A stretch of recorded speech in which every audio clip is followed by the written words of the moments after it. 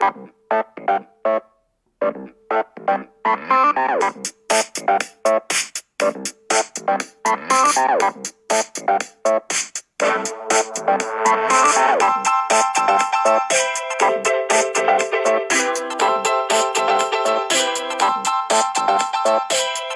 to Different Gravy, not just another Sheffield Wednesday podcast. I'm one of the hosts, Richard Miller, and my co-host stringently denies that he was the one who kept surprising Boris Johnson with parties every 48 to 72 hours during the lockdown.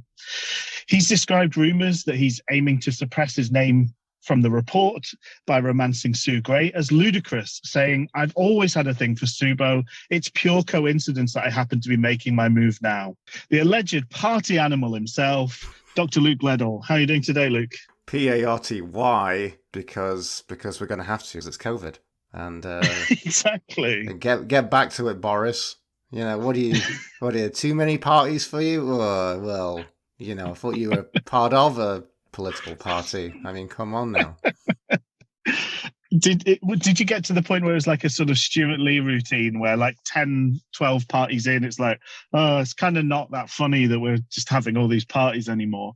But then by party 20, it was really, really funny.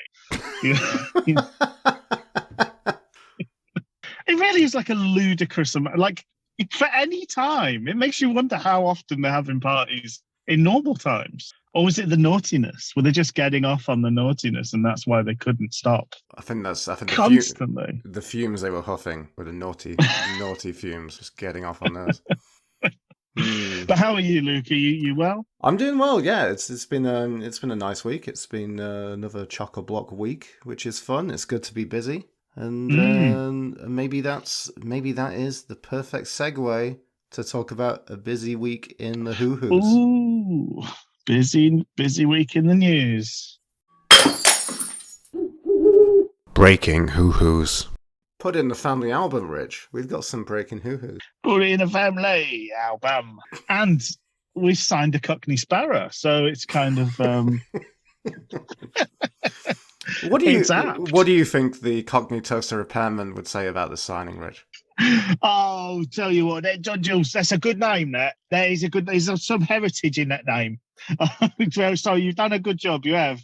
You might have a poor taste in, you getting your elements messed up too often. But I will say, in Tyrese John Jules, you've got yourself someone, he's been to space and that name.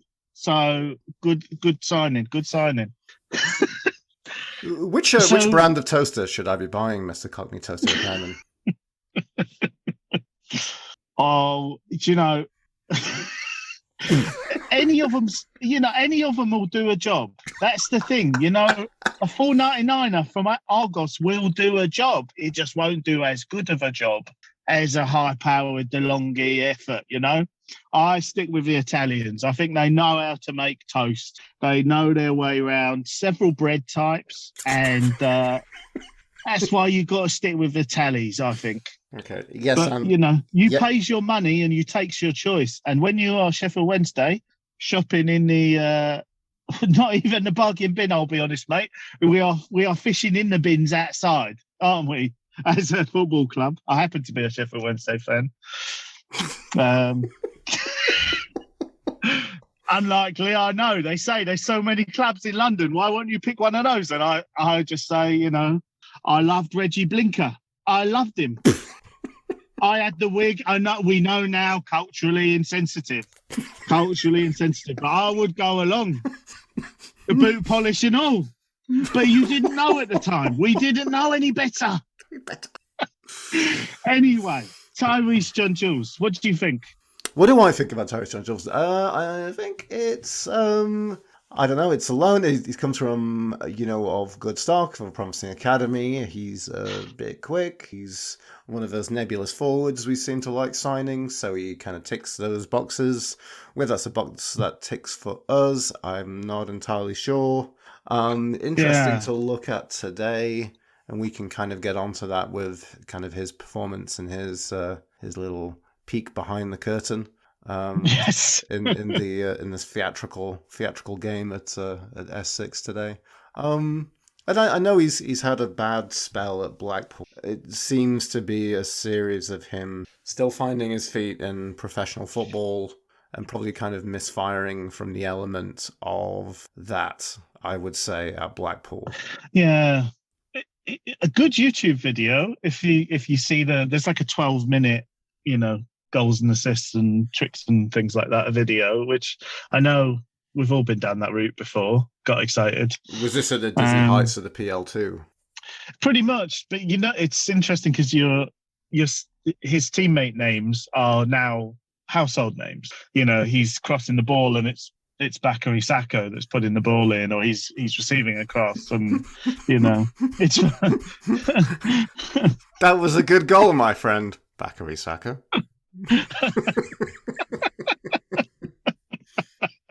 I can't even carry the joke on without any thoughts of other Arsenal youngsters who've made it, but I know what you mean. I know exactly. I thought, what's he called? Smith Rowe. What's that? Smith Rowe? Yeah.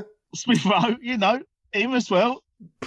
Little blonde lads, Right. But I think the thing is, you look at that and you're like, okay, so clearly some of his cohorts have progressed, and he doesn't look out of place with these guys, but obviously he's not made that same. And is it Nketiah? Eddie Nketiah, yeah. Yeah, so he's another one. He's his strike partner often, or there's a front three of Sacco, Nketiah, and John Jules. So you're like, this is good company to be in, and he looks the part here. He's getting goals, he's setting up goals, but he's not playing for the Arsenal first team. And as you say, he's got a pretty rubbish loan at Blackpool under his belt now. I was just going to say, does that mean he's not the sort of guy that's going to make it, or is he a guy that makes it a bit later in life? I don't know. As we touched on, I don't know that we need another forward. Well, yeah, that's the thing. There's no, I'm trying to, maybe I need to remove myself from the general apathy of us signing another nebulous forward who, I don't know. I don't know if he's, different players, obviously, but today when he came on, I was there thinking, is this our Sal replacement or So replacement? Yeah. Corbett knows the gap in the squad, isn't it? If there is a gap in the squad. But then, it's the whole thing. He doesn't look Corbett, like that sort of a player. Yeah, but then going back to the whole Theo talk was basically like, are we playing him enough for him to be gone and then being someone we replace? Yeah, I don't know. I really don't know. So, if it was someone who is a pronounced winger, or the thing I think about Sheffield Wednesday a lot is when you hear when there are other teams who are doing well, and there's always an element of the local press will typically speak to a fan of the opposite team who's involved with either podcast or blog, or just a general knowledgeable man on the street type thing. And they'll be like, oh, the problem is we need someone for this position. Yeah. And we're not even there right now. So it's not like we're signing anyone who, it's not like, hey, we do across the, we've got the other 10 positions named. We just need a right winger or a left winger or a partner for Gregory or something like this. And it's just, yeah. It's just there's several positions. Positions. We're rolling the dice on it. It generally feels like a tombola for those wide positions. Yeah, but there's positions that I think well, obviously the other signing we'll get to, but we've gone out and strengthened our main area of weakness, which is good. And I think we've got two players in that position, which is great. Probably what we all hoped for at the beginning of the window. But I think outside of that, my sort of shopping list probably would have been maybe a holding midfielder, maybe a left back, maybe a big target man if we could get one. Just to take some of the strain off Gregory, because we don't really have anybody else that can do that job in the squad. I certainly don't think we needed another. We've got Shadipo. We've got players that can kind of do this. We've got Windass, who kind of don't have a specified role, but are useful in and around things. Unless we ever forget, we're still waiting on payment in terms of performances from Mide Shapido. Yeah. So did you call him Shapido? I did. It wasn't So that's how the man in intentional the pub thing to refers say. to refers to Prince Andrew. What's your boy? Shapedo. Yeah, what's he called? What's he called again? I'm not associating our winger on loan from QPR with Brian Epstein. That's not what I tried to do. It just somehow it's happened, and now somehow in defence I've managed to make that connection. So I apologise. I've had another announcement, by the way. So hopefully that's it now in terms of my interventions from Google. I bought a rowing machine during lockdown in the hope of becoming an active human being. And I thought what I'll do is I'll set myself a reminder every day at 6 to say go and row, and then the guilt of not going and rowing will build up, and I'll end up just doing it. It'll become a habit. And then you're probably more likely to have a notification to do a bad impersonation of someone talking about Emile Smith row. Exactly. Isn't it, really? That's much more likely to happen. Much more likely to happen, yeah. Would you say that when Shadipo gets going up and down that wing, though, he does move like the Lolita Express? all the time. Sorry. Anyway, where were we? I think his presence on the pitch is criminal in a different nature. That's what I want to say. So obviously he's another nebulous forward, yeah, who we have and is still an option. Like whether he's a good option, like so that's the thing. It's like, are we getting it because the options we have are just beyond repair? Is more recognizing they're not very good. I mean, I think Shadipo is injured right now. Well, that's it. He's someone who picked up a knock, and all of a sudden that was 3 months ago. So I don't know. I mean, who knows when we'll see him again. And then I think. So okay, let's go on to the next signing. Let's go on to the other one. Mm-hmm. So what I will say though, I don't see there's a huge amount of downside. Presumably, it's not costing us anything, it's not costing the earth.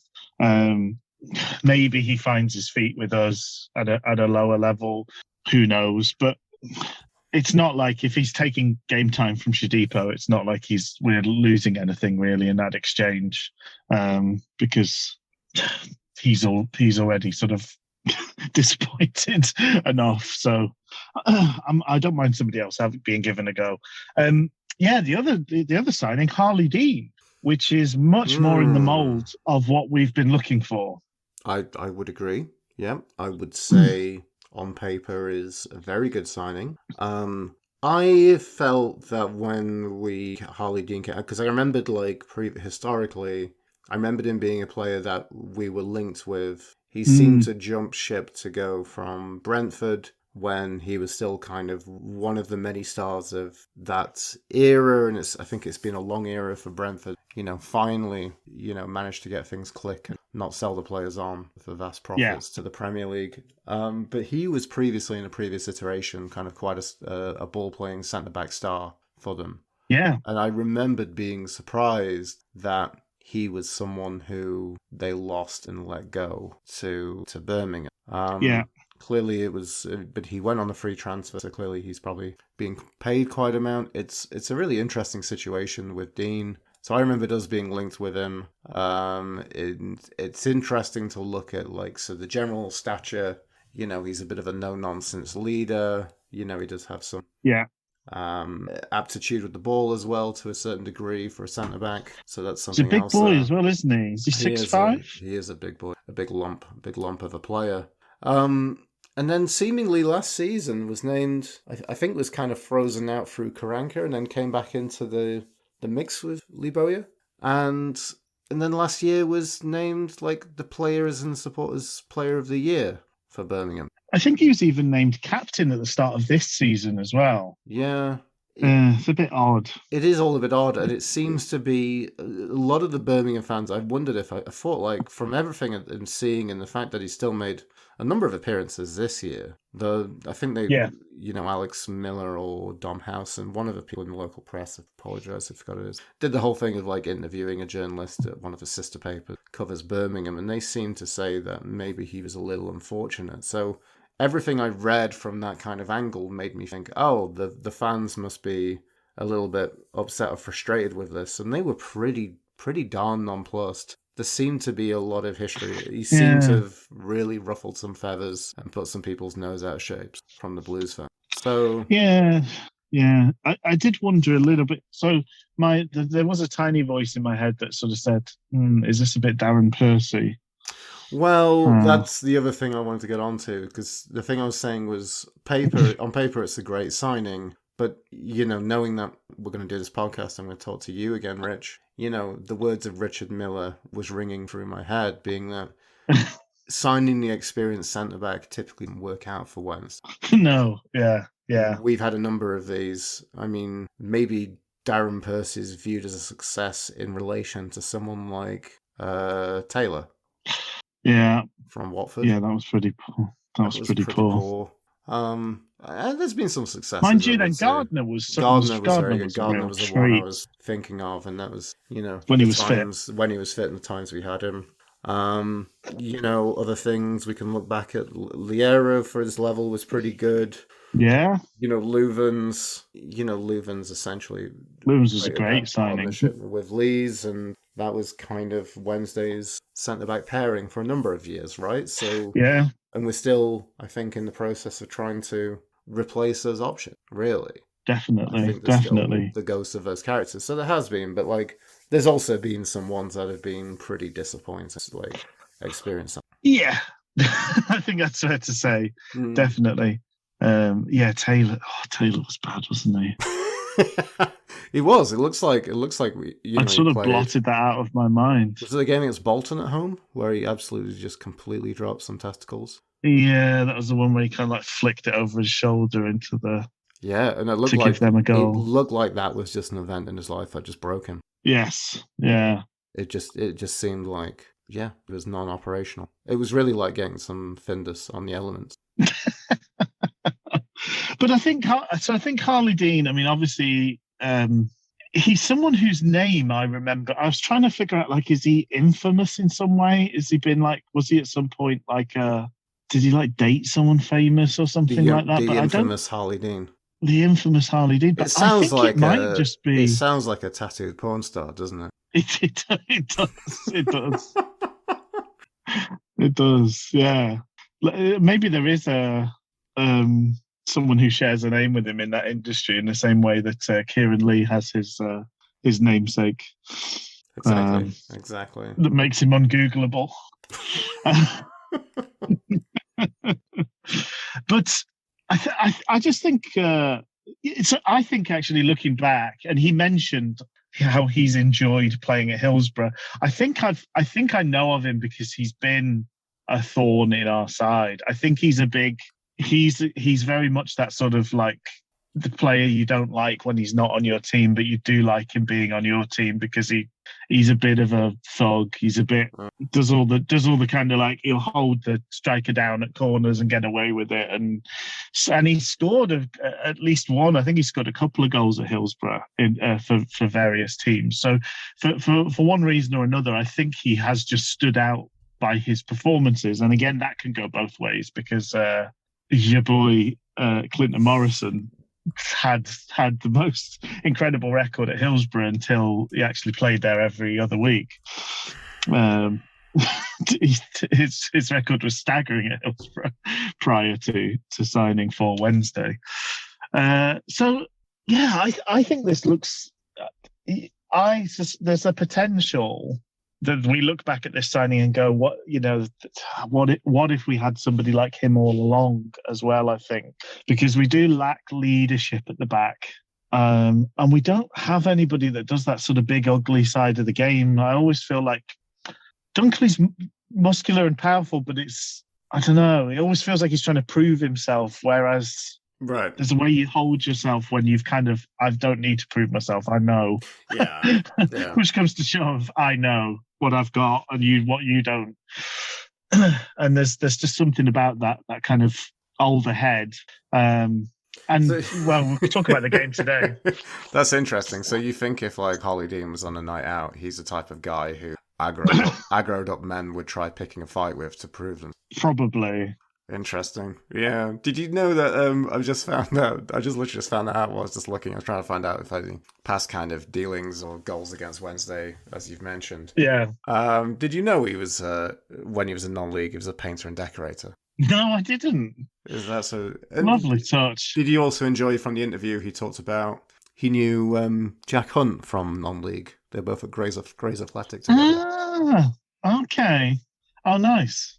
I must confess, I haven't seen the full interview. I just saw the short, whatever the 1 minute long version, or the 1.5 minute long version, where they did. I think they showed him scoring for Bournemouth against us. But yeah, generally, if a centre back stands out, it's because they've scored and been a big awkward lump for us to deal with.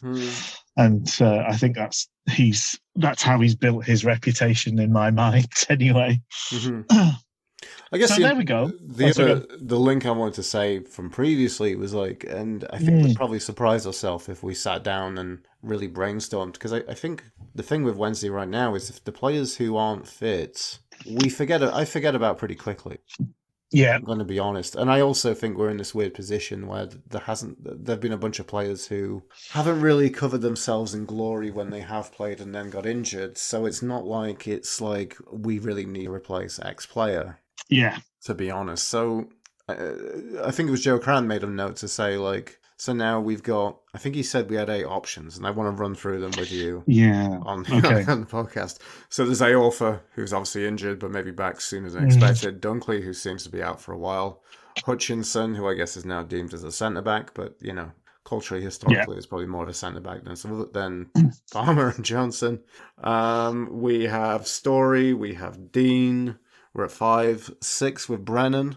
And then, we still have Gibson. So that's an interesting thing. Gibson is still technically with Sheffield Wednesday. Yeah. And then technically. I think there's an 8th option, which I'm really drawing a blank and really struggling on.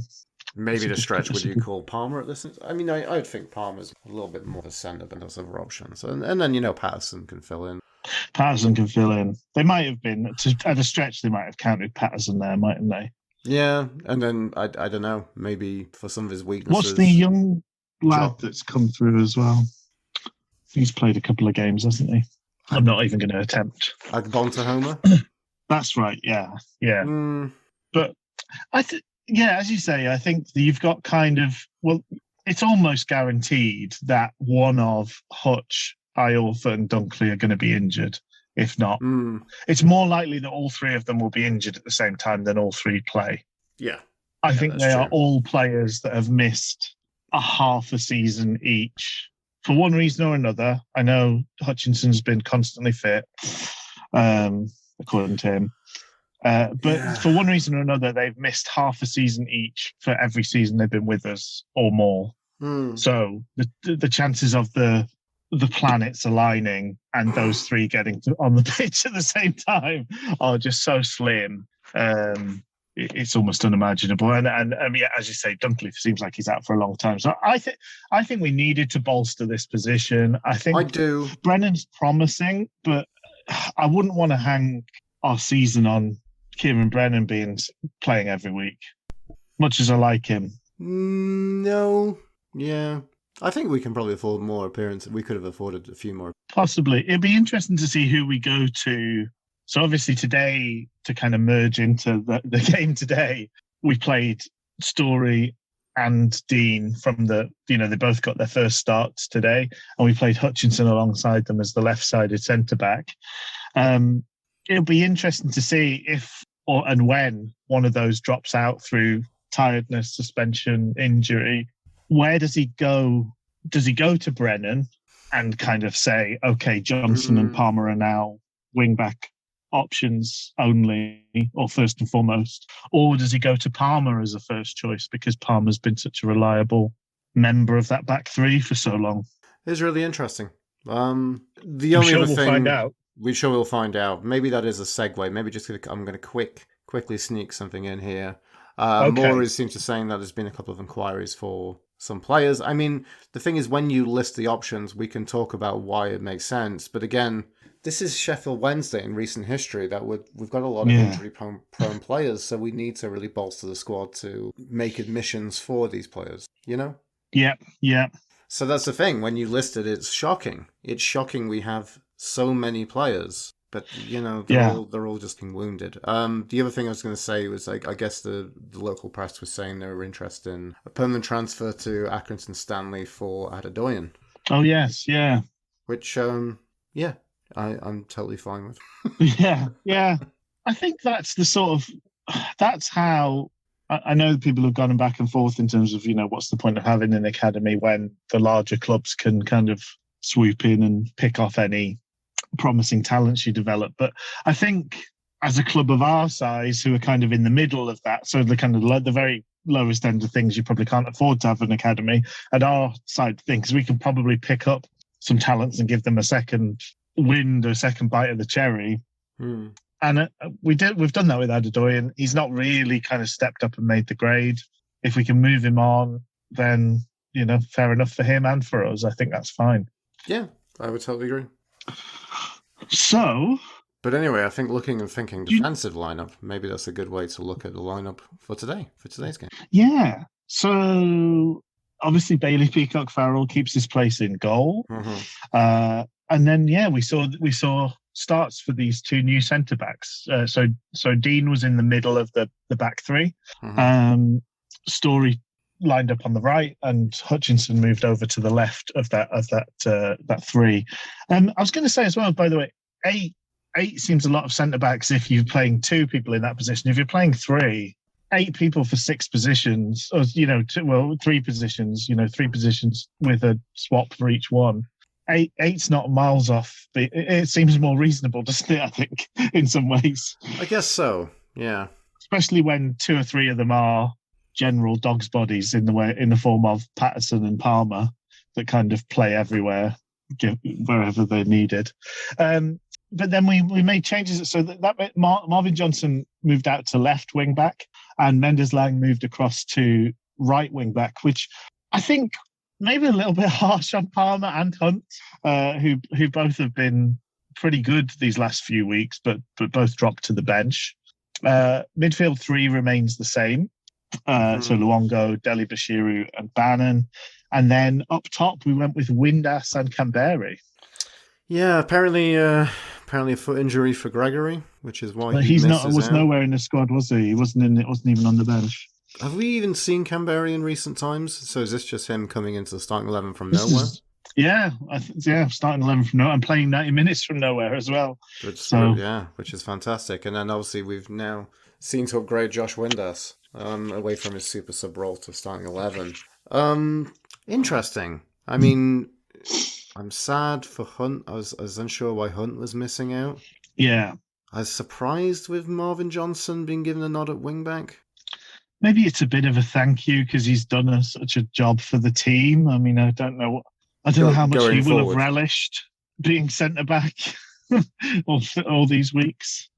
So kind of giving him a chance in a more natural position for him to kind of stake a claim. I don't know. But yeah, there was some surprises, I would say. And I thought Palmer was unfortunate to miss out completely as well. Yeah, definitely. And and then Wood from recent games, would you really think it'd be fair to give the remaining spot to Hutchinson? I don't. I mean, it takes some of the pressure off him not being the centre of that 3, doesn't it? I guess so. Yeah. What we don't have from him is what Johnson brought to the table and what Palmer brings to the table in terms of quality of carrying the ball forward, quality of cross.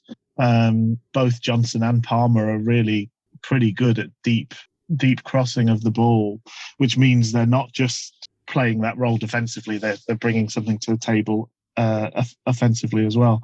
But this is much more bread and butter, defenders being defenders, and maybe that's a better thing for us to do rather than asking people to, asking too many cats to bark, which has been the very much the modus operandi for this Wednesday team far too often under Moore, is we're asking like 4 or 5 players to do something strange that they're not used to doing, and hoping some weird alchemy sparks out of it. So a pretty pretty good start to things. I mean, obviously I can't remember what minute we actually scored in. It was early on though, wasn't it? It was the 6th minute, and I mean, it's pretty much my 6 minute. first note. I mean, I guess outside of that, I'd probably say the game had a very high tempo bittiness to the entire kind of affair. But then, seemingly, maybe against the run of play at the time, it seemed to be, we had a very organized, steadfast defense against what Ipswich were bringing us. I mean, they were the form team coming into this. But anyway, I mean, brilliant work on the right by, I think it was Luongo who managed to win the ball. Was that correct? I was trying to remember who made that tackle, because they all game long really, Ipswich were, well, to the point of tedium. I've got a comment about this in the second half, but they want to pass it around the back, and particularly in the first half, we kept catching them or nearly catching them, and that's where most of our best forward plays came from. Really, was winning the ball in their third, because they dallied on it, or they'd got overly ambitious with the pass that they played, and we caught them out. And it was a good crunchy attack. I couldn't remember if it was Story or Luongo, but whoever made the tackle, it was a really good tackle, sort of charging it down. It was brave. And that made sure that the ball broke through. Did it go straight to Mendes-Lang then? No, it was Windass. Windass kind of like powered through, and then, he was going up on the angle, assessing his options, laid it off to Mendes-Lang, who then, on the angle, by the, almost approaching the touch line, swung over across, and wow. First of all, where did Johnson come from? I have never seen a player make such a hugely successful bursting against the odds run like this one. Yeah. No, it was fantastic. He read the danger of the moment and got himself in the right position, and such a fine finish. I mean, that is difficult skill, taking it out of the sky like that at pace as well. Mendes-Lang really crosses the ball.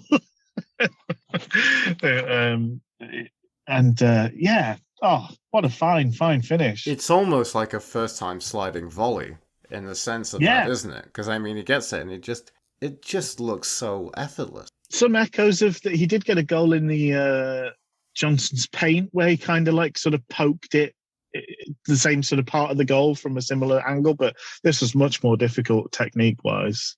A really good goal. I mean, there were times today it almost put me in mind of some of the good times under Carlos Carvajal, in that the moments where we showed a little bit of quality and strung 2 or 3 passes together, they really struggled to hang with us, but we just didn't seem to click off that often.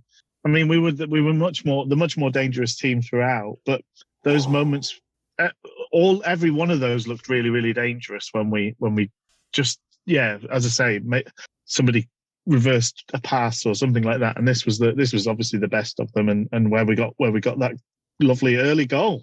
Wow, I mean, well played. Just overall, just a great break, great tackle. Yeah, brilliant cross from Mendes-Lang, and just such an amazing run and finish. I mean, you finished off my note to say what a great goal. No, but I was still shocked at the run.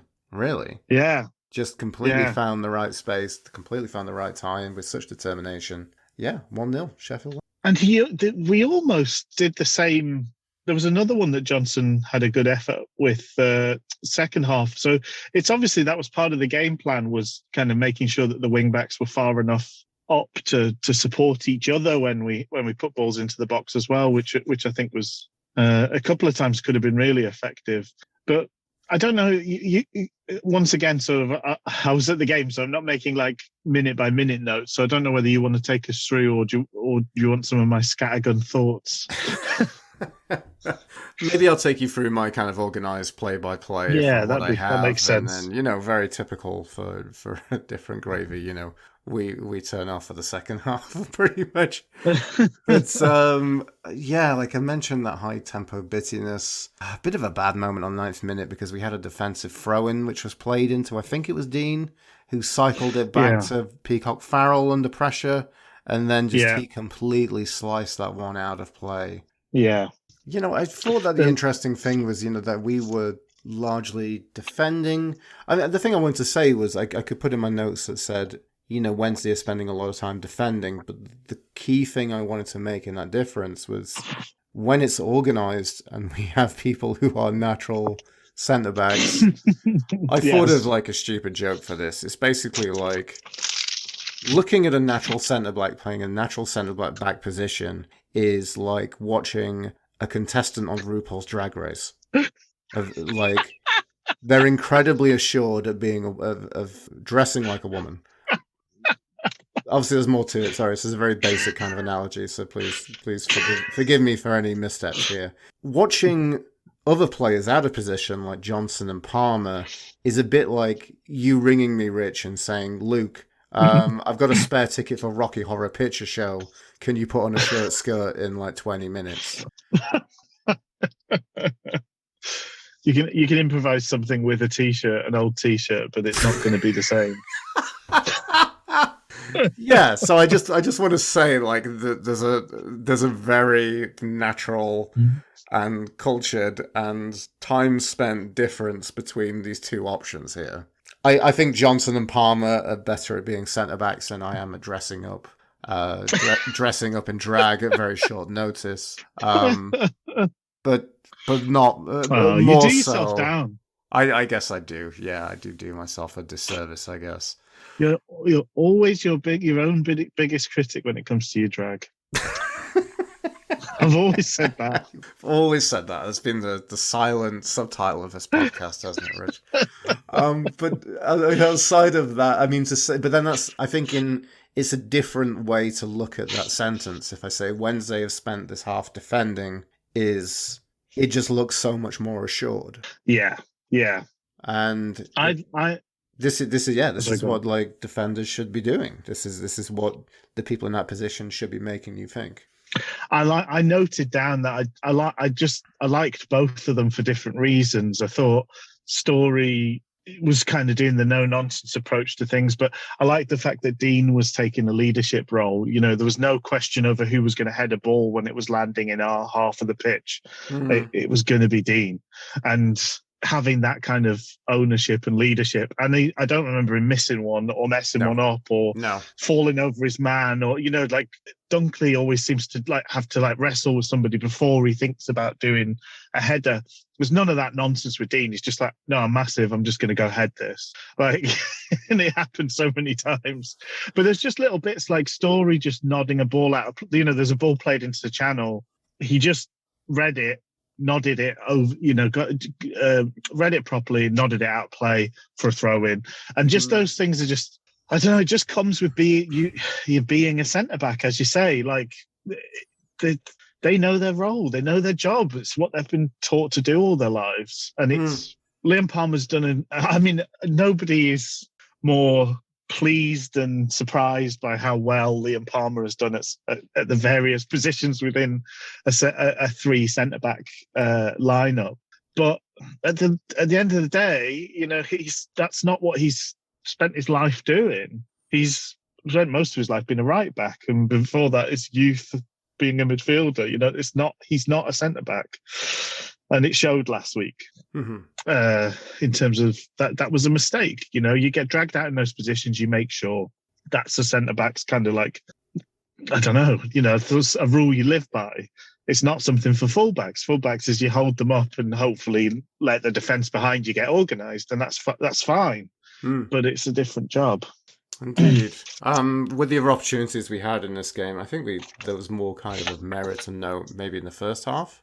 I guess that was a difficult thing to come to and maybe fast forward to the end of the first half, but I'll just jump ahead quickly just to make this point. Like, because of the nature of like the assuredness that we have to tie that piece back from the centre-backs, like it didn't feel 100% like another instance of where Sheffield Wednesday were up at half-time, but I'm not looking forward to the second half because we could have well missed some opportunity to make this 2-0 and to put the game to bed, because it should have been more comfortable.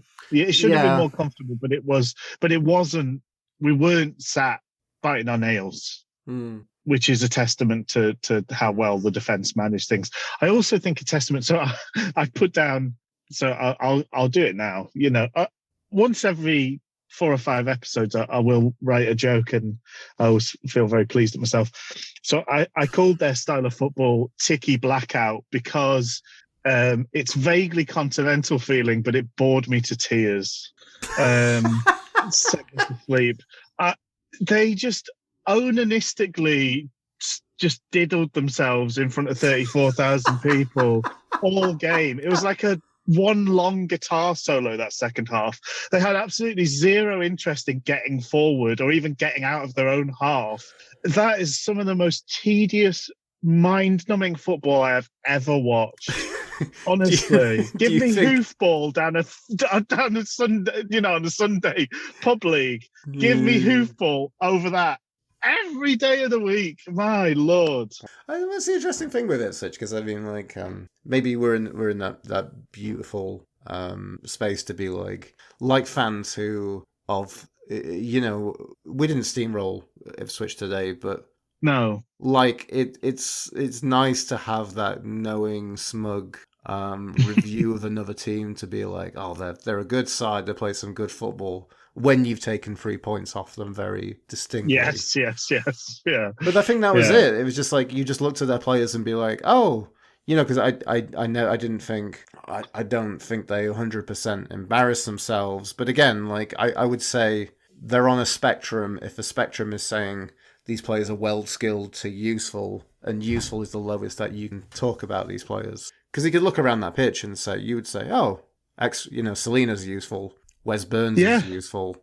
But yeah, not really achieving anything in the process. And probably thanks to their style of play, and also I think Wednesday doing a fairly decent for a smothering number on them today. Yeah. Back to the chances. It felt like a bit of sorry, but it did. It felt like a bit of like it felt like a good use of. It felt like we knew what their game was, and essentially we'd sort of been told press them to a point because you don't want to get just a free for all dragged all over the shop. That's nobody wants that, and but. Don't go mad because what they're trying to do is that you overcommit, you get bored, and you break shape. But they are perfectly happy just to pass it back and forth forever around that back five with no inclination to move forward at all. I mean, the most laughable part of it was there was one point where the left back kind of like, I think he beat Deli Bashiru and then flicked a crossfield ball to the right side of centre back, who took it down and then passed it back to the keeper. And it's like, what have you, that's the fanciest nothing I've seen in a game of football for quite some time. It's just very odd way of playing the game. I mean, people were angry at some of the aimless passing that we did early on in the season, but man alive, there's levels to this, and Ipswich masters of that domain apparently. But you end up with 65% possession and no shots on target. That's how you get that. That's the end of the game. But yeah, let's talk through the chances. There was several of them. Yeah, 17th minute, Luongo did I think there was a real period. I'm almost saying this was literally just after me making the comment about how organised and structured we looked. Play in centre, and Luongo kind of broke the ball, pumped it forward. Canberry timed the run to perfection to get on the end of it. It was just a little bit heartbreaking that I really don't want to see Canberry be the one who's making such a run. So he was under pressure. He managed to jink to the left. Looks like we were going to try and maybe get a point. The ball in some opportune position. Ipswich scrambled away for the corner. That corner, Bannon took a very long corner to Dean arriving at the edge of the box. Yes. He did the header equivalent of a shot, that I will say. Yes. It looked like for a second I thought it was an intended header. And then I think the commentary team said, no, I think he's heading it back. But he just... I wondered if Canberry could have been a bit more alive to that. I don't know. Maybe it was too high anyway. But I sort of thought, He kind of let it go past him, and I thought maybe if he'd been a bit more alert and aware, he might have been able to make something happen at the near post as it was to the corner, but the far post from where Dean headed it. Yeah. 22nd minute, another kind of corner. I'm not sure how this one came about. I haven't recalled on my notes, but it's a short corner routine. Ends up a series of cycles played into Mendez-Laing from Bannon. Yes. Mendez-Laing looking like that moment. I think everybody was on their seat thinking, the edge of their seat thinking, he's going to do the same thing he did the other week. Bring it in, bring it round onto his right foot, and then just got completely the wrong angle on the curve. So did it, just swung his foot and skewed it massively, swerving out. He was lucky it went out for a goal kick.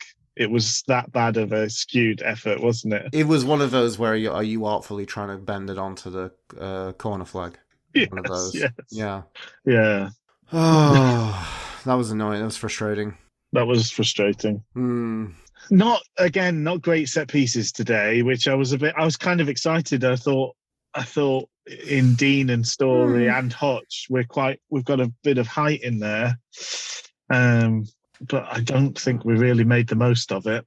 But I think we've seen worse, though. Possibly.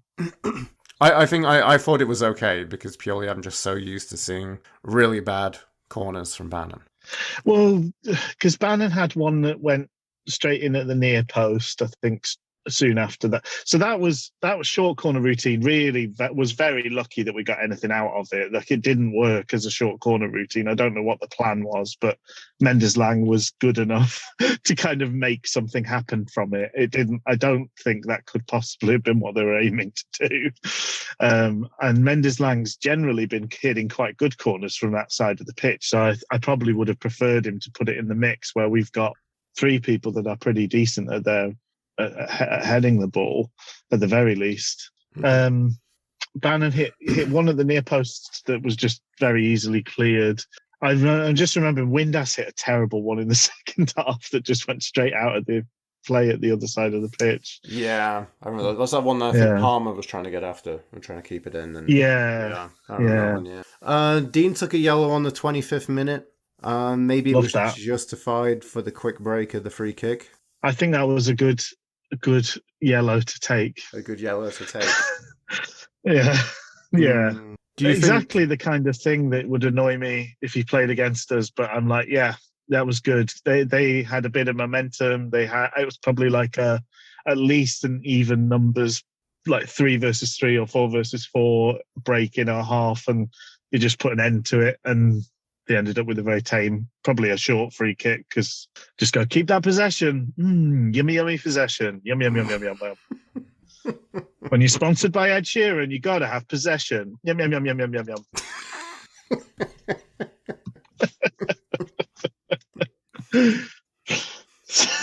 Is that Ed Sheeran's favourite main course? Possession. Oh, he loves Nando's and possession. He's got a black card for both.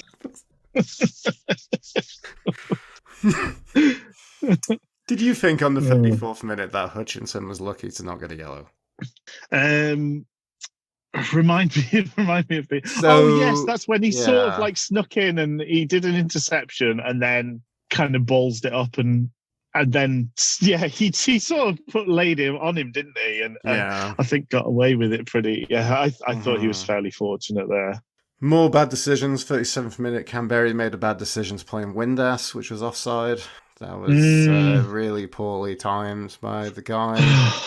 A few frustrating offsides. And then another minute afterwards was another awful moment, which was we had a short throw in way down on the left, just kind of parallel with the Ipswich box.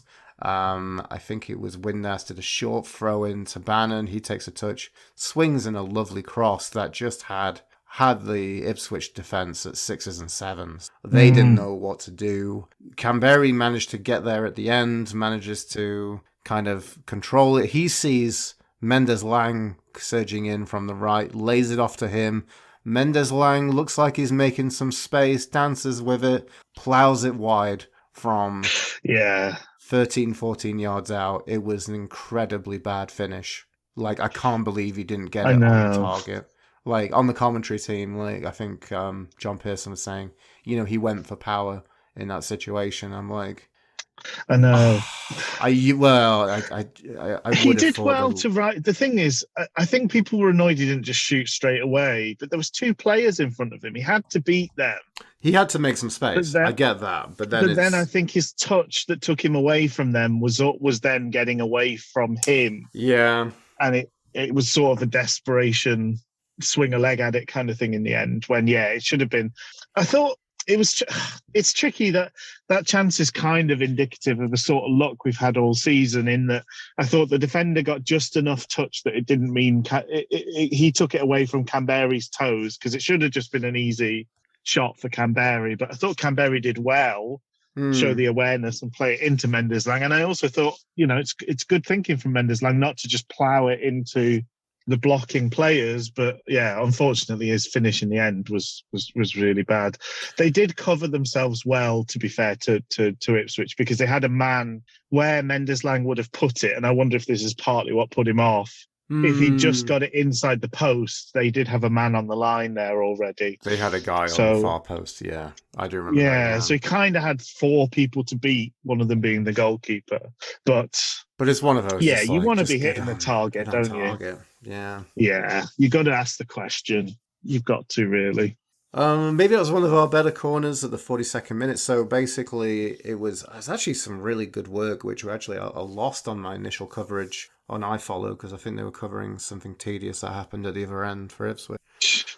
So we kind of won it by, and I think was it Windass who kind of hooked it on, and then Canberry had some really fantastic strength to get on the end of it and to bring it forward. Yeah. So he was kind of on a one-on-one, maybe not really so much, because he had a defender there, and in that situation just did the best that he could, and just stung a shot at the near post for Walton to palm out for a corner. Yeah. The resulting corner was swung in by Mendez-Laing. Hutchinson went there and connected, but it was straight at the keeper. That looked a decent effort.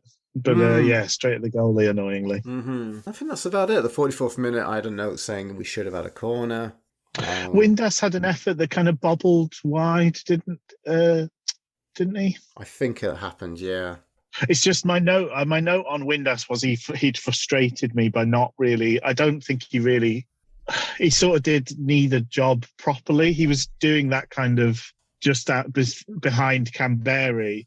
And I don't think he did a great job of backing up Canberry, but I also don't think he added to our numbers in midfield in any. We looked overrun in midfield at times, so it kind of annoyed me that he wasn't like busting a gut to get up and make things happen attacking wise, and he also didn't look asked to defend either, really. But it's saying that he could have had an assist and he could have had a goal, because he's a very effective player. So it's criticism, but I'm being harsh to him because I know how good he can be. I guess like at half time, my notes were, I still didn't know how to think about that half. I think that I felt more confident though to make notes about it, to say half of missing those chances. But we just look so more comfortably defensive to deal with Ipswich. But I don't know. I anticipated that Ipswich would really ramp it up in the second half. Me too.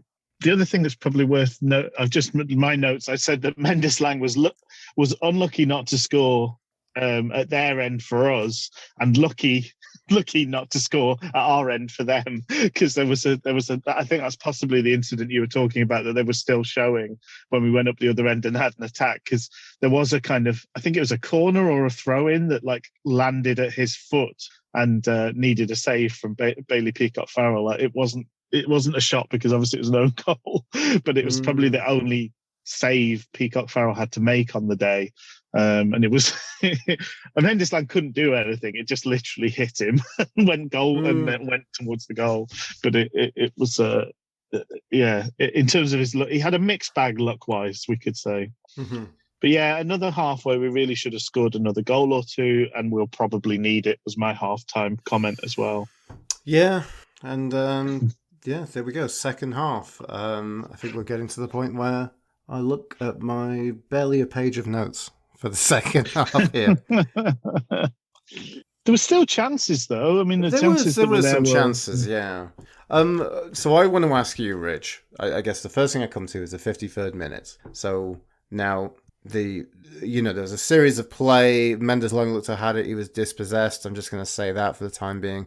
We carried on. Windass has it on the angle, and he kind of tried to fire it across the goal, but I think maybe just kind of troubled the keeper. Stings it goalwards. Walton palms it out at pace, and Bannon reacts, but like just fires a header over because it's just coming way too quickly for him to make a reaction. It was pinged at his face, wasn't it? Exactly. The thing I want to say with that was, I was like, that is a foul on Mendes Lang. Whether that's a penalty, I don't know, but that's definitely a foul. He was basically just, it's like being checked in hockey. Basically, that's what it was. It just, some guy just rammed him off the ball. He must have flew as far as he is tall, like 6. It must have gone like 6 feet. Yeah. And just nothing from the referee and nothing from the linesman. He was so close to that action. The ref today was, it was another one of these that he bought every single time one of their players went to ground, and it happened a lot. He blew up and gave us next to nothing. He really, really was showing what a strong character he was in not giving in to the crowd. Such a strong personality. By strong character, do you mean a tosser? Yes. Strongly tugging himself off in front of 22,000 people. We're all telling him, no sir, this is a Frankie and Benny's. This is a family restaurant. You cannot masturbate, and you don't masturbate outwardly. And he's like, no. I played this game before. I know my rights, sir. Let me keep flogging myself in front of the children. With the backdrop of Rat Pack tunes.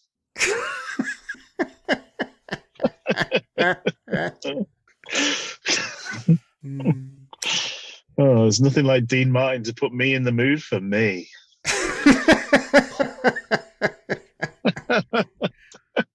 57th minutes. There was a great cross by Mendes Lang. Who was the player who missed that at the near post? Was that Windass? Was that Canberry? Do you remember? It was Windass. It was Windass again. It whistled past his face. Yeah, that was heartbreaking.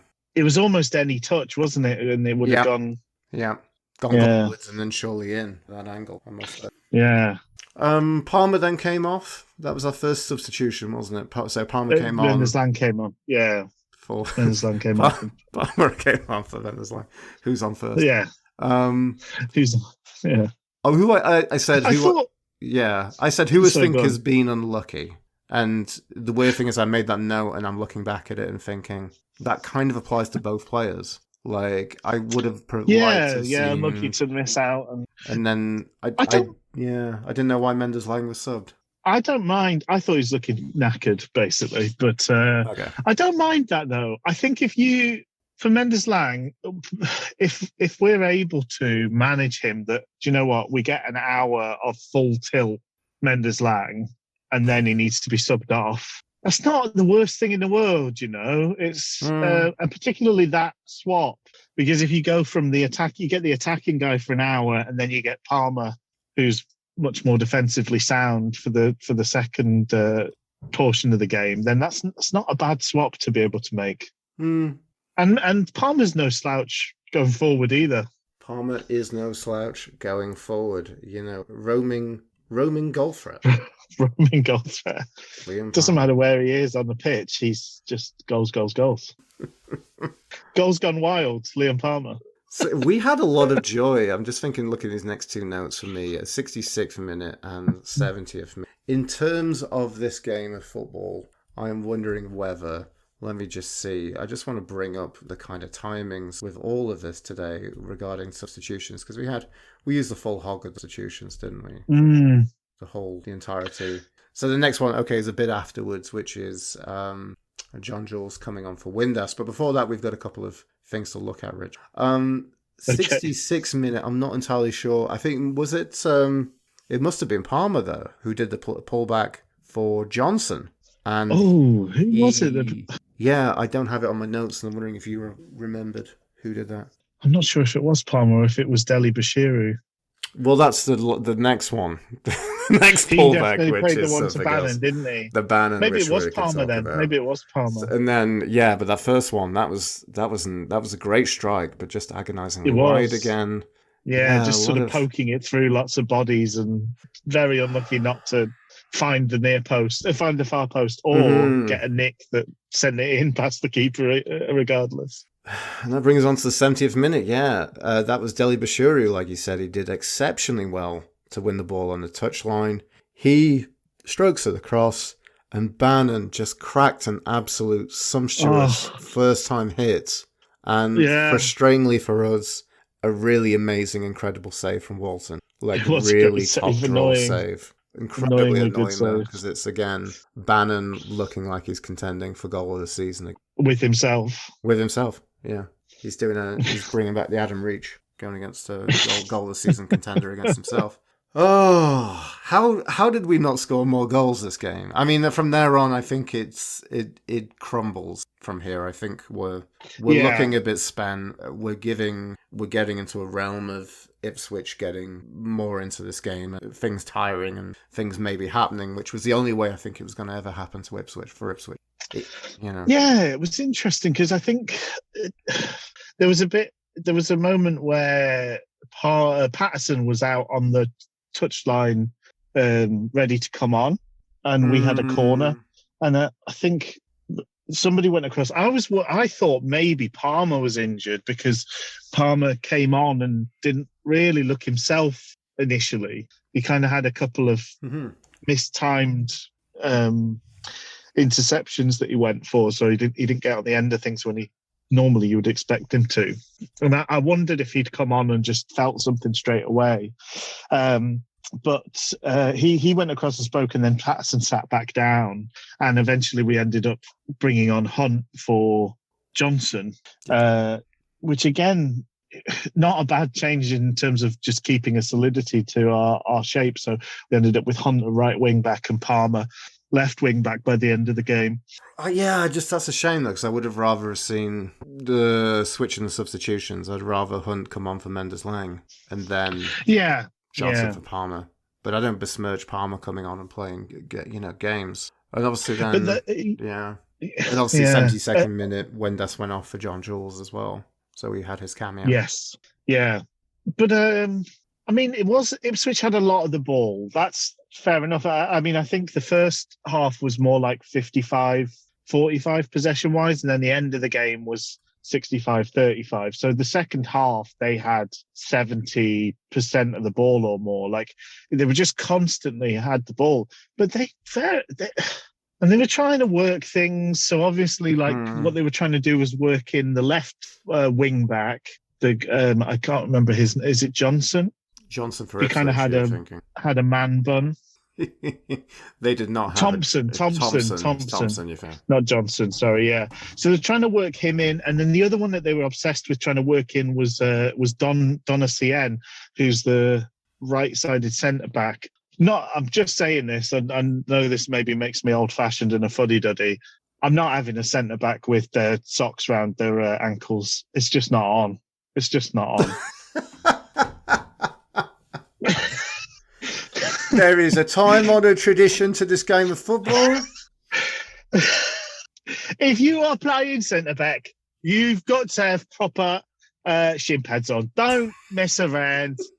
No orange boots at the back, thank you very much. And no socks around your ankles. You are not Steve Claridge. Oh, my goodness. Who does he think he is? Steve Claridge? He's not Steve Claridge. He was shocking. Yeah. They worked the ball to him time and time again, and he kept just knocking it out of play. I really didn't see the point of what they were trying to do. So they're obviously trying to work Donna Cien out and then play in Burns. And I think Burns maybe got the opportunity to cross the ball twice. I think Wes Burns, he's someone who's caused us troubles through the years. I think he's someone who kind of he's a good little player, but he just didn't get a sniff today. And then when Palmer came on, it was all over for Bernie. Palmer, not a Bernie bro, apparently. Palmer was sending him to the Burns ward. Oh, zing. Because that's where he lives. Anyway. So they had a period of, like, I think basically the last 3 notes I have are all basically semi kind of maybe moments for Ipswich. Yeah. There was a block on a Luku that was huge. I'm not sure who did that one on the 72nd minute. Story, that was great. That was Story. Well, he also did a later one as well, so it could well have been him as well. 76. Good block from Palmer. Palmer did a good block on what they were doing there again. Yeah. And then finally, 89th minute, Story did a really huge block on Norwood, which... I was worried when Norwood came on. That worried me for a second when Norwood, because when he had the ball in that position, when he picked it up on, from a ball over on the left coming into the box, for a second it looked really worrying. And I think he hesitated, checked back, and that's when Story just went, no, you're not having that. Yeah. And that's pretty much all she wrote. And then we did a lot of time wasting, which was nice to see. John Jules did a bit of holding in the corner very well. Twice. We had a moment where they gave Ipswich a throw-in, which they should never have had a throw-in, right in front of the linesman. Yeah, that was really terrible officiating at this level of football, Rich. I'll tell you what was really annoying as well. The one where Bannon played Canberry through and Canberry was offside. And I couldn't work out whether it was Bannon's fault for holding up the pass, because he really didn't want to pass to Canberry. He was like determined to pass it. He was determined to play it to his left, and when that option didn't turn up, he then eventually begrudgingly played it in for Canberry. But I didn't know whether it was just Canberry was impatient and didn't keep himself on, or whether it was Bannon for just taking so long to get the ball across to him. But there were moments where we could have made this so comfortable for ourselves. It could have easily been a 2-3-0 win this game. I know. Not the Canberries are kind of bet your house on it if he got put 1-on-1 with the goalkeeper, but it would have been a very good chance for him. He would have been running straight through the middle of the defence, straight at the goalie. So, again, a Sheffield Wednesday game where we've scored, but then we haven't scored multiple times. And then backed up with another weird fact is that we kept a clean sheet. In a day when, let me check my notes for the other scores in League One. Did you see that Bolton put 6 past Sunderland? I didn't see that. I saw there was a 7. Was there a 7-3? Oxford beat Gillingham away from home 7-2. Yeah, so 7-2. That doesn't do good things for us. Still keeping us 6 points out. More on our thoughts on that later. Danny Barter got an own goal as part of those 6 goals, by the way. I did see that. Yeah, that was fun to see. Yeah, so a strange game all round, but one that I think real triumph goes to defence for making us look so assured. And making the fact that we missed all those chances not pay. I don't know. Would it have been more missed chances if we'd gone with Palmer and Johnson at centre-back today? Ooh. And then more conceded goals, obviously? I don't know that we would have been that much more offensive, because I thought we were very... the times when we had the ball, we were very effective and efficient. We just didn't have that much possession. But that's the argument. And they were leaving gaping holes in behind, weren't they? We were always trying to hit the gaps in behind them because they were leaving them open. So that shortens up the play as well. It wasn't in our interest to pass it round the back too much because 1, we constantly looked like getting caught out, and 2, there was just opportunities for going forward long. No, as you say, a rarity to pick up that clean sheet. Bailey looked absolutely thrilled to bits. He did. He really did. He came across at the end to speak to the boys on the cop, and he said it was jolly nice actually getting a clean sheet today.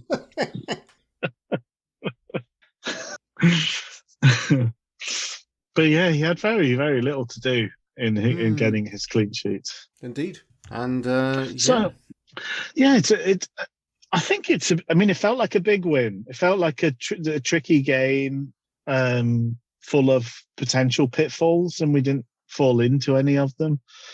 And to come out with the win, and a fairly comfortable win. It's more comfortable than the scoreline suggested, really. Yeah, very good stuff. Is this a triumph for Darren Moore? I mean, technically, on some level, it's undeniably a triumph. Yeah, I mean, it's interesting. I mean, for all the criticism of Chansiri, and there's a lot of it, and to be honest, a lot of it is very reasonable. For all the criticism, I do think it's hard to imagine us doing more business than we've done this season in terms of our transfer dealings. Like this, I don't think that there's no universe in which Moore can claim he hasn't been backed to the hilt, really, especially given our circumstances. I think it's kind of amazing the amount of players we've brought in. I know some bits of that are unbalanced, but I do genuinely feel like that's more Moore's choices rather than anything that's been enforced from above. And I think now, coming out of this transfer window, there's another 4 days. I don't know whether there's any talk of us doing anything else, but again, I think we've got what we kind of needed in terms of, I think we did need a centre-back or two. We've got them. And the nice thing is he's playing them. This is a big month. This February, isn't it something like 6 out of the next 8 games are at home? Yeah, that sounds about right. I mean, there's a lot of football to play. There's a lot of Tuesday, midweek, Saturday for the next kind of 6. But in particular, we've got the best home form of any team in the Football League at the moment, or something like that. Like there's some sort of statistic along those lines. I may have slightly butchered it, but Wednesday posted the news about the game on Friday and alluded to the fact. Let me rather than just make things up, which is an unfortunate tendency of mine. Let me see what they actually said. Oh dear, of course, it's dropped off the front page, which would make life easy. He's got what database? Here we go. I think this was it. No side in the whole of the Football League has lost fewer games on home soil this season, as Wednesday look to climb the table with a cluster of Hillsborough fixtures to follow. So there you go. So no side's lost less games at home than us. I mean, we did have 2 games cancelled over Christmas, which helps on that statistic. But still, comparatively, we're in good form at home. So this is having more home games than away games for a period of time should be a chance for us to kind of catch up and hopefully close that gap a little bit on the promotion spaces. But I still don't know that we're genuinely in that conversation. I think we're relying on snookers at this point to a certain extent. Very much so. But I guess let's just cap off this game and its performance, Rich. Yeah, please. Sorry. I'm really curious to see who would be your man of the match performance. Ooh, that's tricky. And you're making me go first, are you? I'm really curious to see who you want to say, because I've got my pick, but it's not something I'm too confident about, I'm honest. Ooh. It's close for me between Dean and Luongo, I think. Nice. I really liked both of them, and I think they're both a big part of us feeling, as you say, that solidity we had today, which has very, very rarely felt like a word you could use to describe Sheffield Wednesday this season. So I think, given that it was his debut, I like he took a good yellow card for us. I'm going to go for Dean probably as my star performer. I like that. I really do. I actually would have gone for Johnson today. I mean, it's a good choice too. He scored a goal. Also, goal. I really want to make a note, Rich. You were obviously there. You were not privy to the to the commentary that happened, but Rob O'Neill referred to him as a steady Eddie, which I think is looking over a lot of history. His time at Sheffield Wednesday. I would like to make the argument, but I think he did well in some moments and really popped up in some really promising positions with some really great output, and I don't think he really kind of did badly against his name, considering considering his, like I said, that recent history he's got for Sheffield Wednesday. So, I mean, I don't know, every dog maybe has its day. I would have expected from a signing like Marvin Johnson a lot more performances like this, but I think I'm just going to have to take my hat off and just say, good job today. Good job. I agree. I think he did have a good game, and he got the goal. And certainly, him and Hutchinson as that left side of things looked a lot more steady and secure than Johnson and Mendes-Lang have tended to look, which has been very exciting, but absolutely kind of an open door in terms of the opposition attacking us. It's good performances all round, really. A couple of frustrating bits in there. I thought it wasn't one of Bannon's best days, but then again, he could have come away with an absolute top draw goal. And maybe a headed goal at one point, so who knows?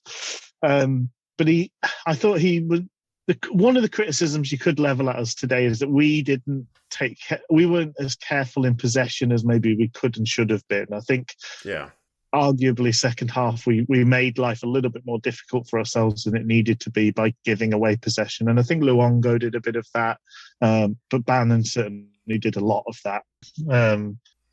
Just choosing the pass regardless of the situation. Like, I'm going to pass to this player. Well, there's 3 players between you and that player. No, well, I'll just do it anyway.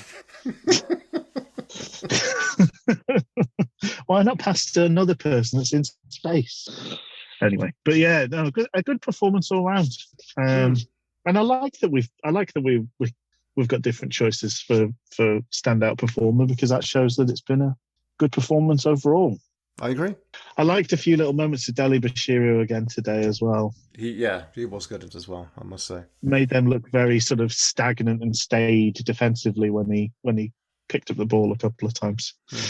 So it's a big period of time for the team. So it's nice to pick up that sort of result against, as you say, a form team, and hopefully a start of a bit of a more positive run of things. I hope so. I mean, next up we're at home to Morecambe midweek, and then next time we'll chat, we'll be covering away at Burton Albion. That's right. Which would have been a game we would have enjoyed in each other's company. Home against Morecambe, yeah. That was the reschedule one, wasn't it? Yeah. Oh, well. So there we go. But, fingers crossed. I mean, I think it's nice having...